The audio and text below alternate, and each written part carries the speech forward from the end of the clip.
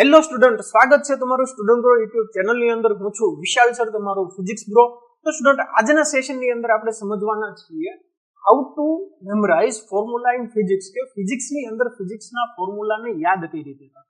Normally વિદ્યાર્થી સાથે એ તકલીફ થતી હોય છે કે જ્યારે એ MCQ સોલ્વ કરવા બેસે ત્યારે ફોર્મ્યુલા ફિઝિક્સના જે છે એ પ્રોપર નથી લખી શકતા, અથવા તો ઘણીવાર ખોટા ફોર્મ્યુલા લખીને કેલ્ક્યુલેશન કરીને આવે છે. તો તમારે ખાસ સમજવાનું છે કે ફિઝિક્સના ફોર્મ્યુલા યાદ કઈ રીતે રાખવા, એનો યુઝ કઈ રીતે કરવો, કયા ક્વેશ્ચનની અંદર કઈ રીતે એપ્લાય કરવું, એ વસ્તુ સમજવી ખાસ જરૂરી છે.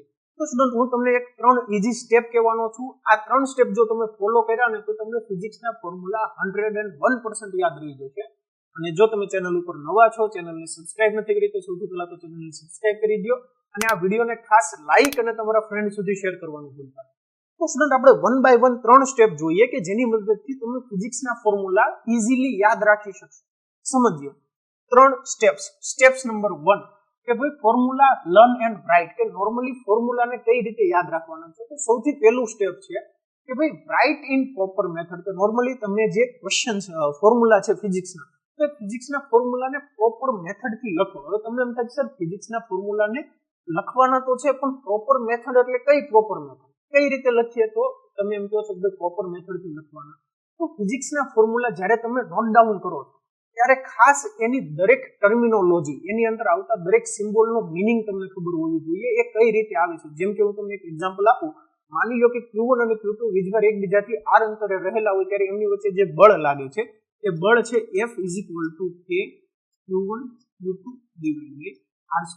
આ બળ લાગે છે. ઘણા બધા વિદ્યાર્થી આ સૂત્રોને ગોખે છે, તેની કિંમત યાદ રાખી લે 9 × 10⁹.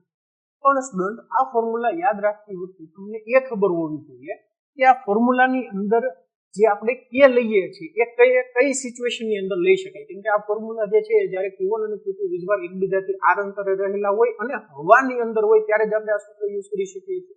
એની જગ્યાએ જો અન્ય કોઈ ડાઇલેક્ટ્રિક મીડિયમ આપ્યું હોય ત્યારે આપણે આ સૂત્રનો યુઝ નથી કરી શકતા. તો ખાસ જ્યારે તમે ફિઝિક્સના ફોર્મ્યુલા લખો છો ત્યારે તમને એ ખબર હોવી જોઈએ કે ભાઈ એના દરેક ટર્મિનોલોજીનો મતલબ શું છે અને આ ફોર્મ્યુલા તમે કઈ સિચ્યુએશનની અંદર એપ્લાય કરી શકો છો. જ્યારે તમે વિદ્યુત ક્ષેત્રનું સૂત્ર લખો, જસ્ટ એક્ઝામ્પલ, વિદ્યુત ક્ષેત્રનું સૂત્ર લખો ત્યારે તમને એ ખબર હોવી જોઈએ કે ભાઈ વિદ્યુત ક્ષેત્રની અંદર એની દિશા કઈ છે. ડાયરેક્શન ઇમ્પોર્ટન્ટ છે. તો તમે જ્યારે ફોર્મ્યુલાને નોટ ડાઉન કરો છો ત્યારે ખાસ એની દરેક જે અંદર ટર્મિનોલોજી આવે છે ટર્મિનોલોજીના મતલબ તમને ખબર હોવી જોઈએ અને પ્રોપર ડિટેલની અંદર લખવાનું છે જે તમને ખબર હોવી જોઈએ. Okay. Second step, understand the derivation. જે ઓલરેડી આપણે ડિસ્કસ કર્યું એ પ્રમાણે કે જ્યારે તમને ડેરિવેશન્સ ખબર હશે ત્યારે તમને જે ફિઝિક્સના ફોર્મ્યુલા છે એનો યુઝ કઈ રીતે કરવો, કયા સિચ્યુએશનની અંદર એ ફોર્મ્યુલા યુઝ થશે એ તમને ખબર પડશે.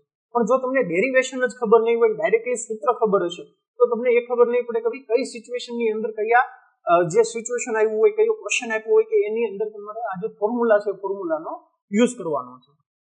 બીજી એક વાત કે જે કંઈ તમે ફોર્મ્યુલા જોવો છો એ ફોર્મ્યુલાનો તમે એક ચાર્ટ બનાવી લો, એક લિસ્ટ બનાવી લો, બરાબર? કે કોઈ પણ એક પેજ લીધું, એ પેજની અંદર ચેપ્ટર નંબર 1 હોય તો ચેપ્ટર નંબર 1 ના બધા ફોર્મ્યુલા નોટ ડાઉન કરી નાખ્યા. 2 પેજની અંદર જેટલા કઈ ક્વેશ્ચન્સ ચેપ્ટર છે, ચેપ્ટરની અંદર જેટલા કઈ ફોર્મ્યુલા આવે છે તમામ ફોર્મ્યુલા લખી નાખ્યા.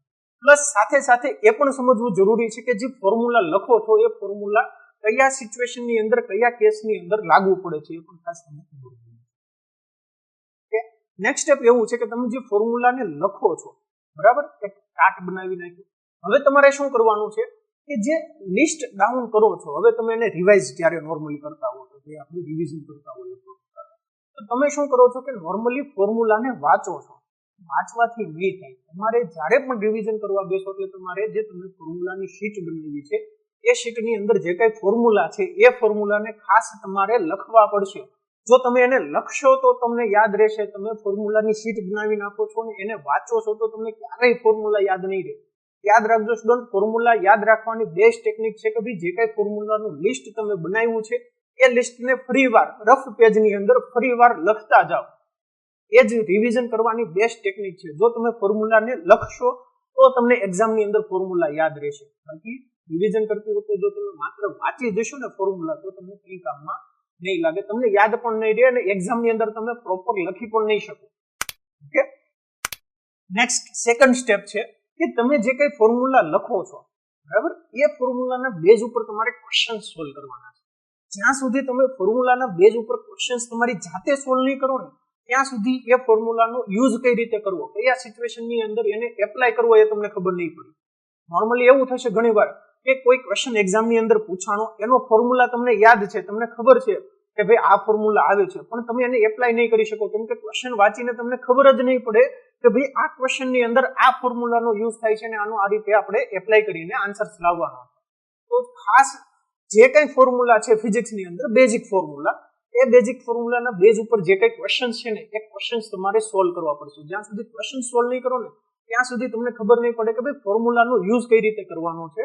અને બીજી એક વાત કે જો તમે ક્વેશ્ચન્સ વાંચો છો એ ક્વેશ્ચનના બેઝ ઉપર જ્યારે તમે ફોર્મ્યુલા લખો એટલે એનો મતલબ એવો છો કે તમે જે ફોર્મ્યુલાને યાદ કરો છો ને એ પાછા તમારામાંથી બહાર, માઇન્ડમાંથી બહાર નીકળે છે. જો એકવાર કોઈ પણ વસ્તુ તમે માઇન્ડની અંદર ઇનપુટ તરીકે નાખો છો, જેમ કે કોઈ પણ વસ્તુ આપણે વાંચીએ છીએ, લખીએ છીએ, બરાબર, એટલે એ વસ્તુ આપણે માઇન્ડમાં યાદ કર્યું, મેમરાઇઝ કર્યું. હવે આપણે શું કરીએ છીએ કે ભાઈ થોડાક સમય પછી એ વસ્તુને બહાર કાઢીએ છીએ, કોઈ એક્ઝામના સ્વરૂપમાં બહાર કાઢીએ, કોઈ વસ્તુ ટેસ્ટ લખવીને બહાર કાઢીએ છીએ, અથવા તો જ્યારે આપણે રીડિંગ કરવા બેસીએ ત્યારે આપણે ફોર્મ્યુલા લખીએ છીએ. તો એ નોર્મલી આપણે શું કરીએ છીએ માઇન્ડમાંથી આપણે ઓર્ડર આપીએ ને હાથને કે ભાઈ આ ફોર્મ્યુલા લખવાનો છે, તો ત્યારે આપણે માઇન્ડમાંથી એ વસ્તુને બહાર કાઢીએ છીએ. તો એ વસ્તુ જો તમારી માઇન્ડમાંથી જે કંઈ તમે યાદ રાખ્યું હોય એ બહાર નીકળશે ને એટલે તમને એ ફોર્મ્યુલા જીવનની અંદર ક્યારેય નહીં ભૂલે, બરાબર. એટલીસ્ટ એવું કહી શકાય કે ભાઈ શોર્ટ ટર્મની અંદર તો ભૂલાશે જ નહીં.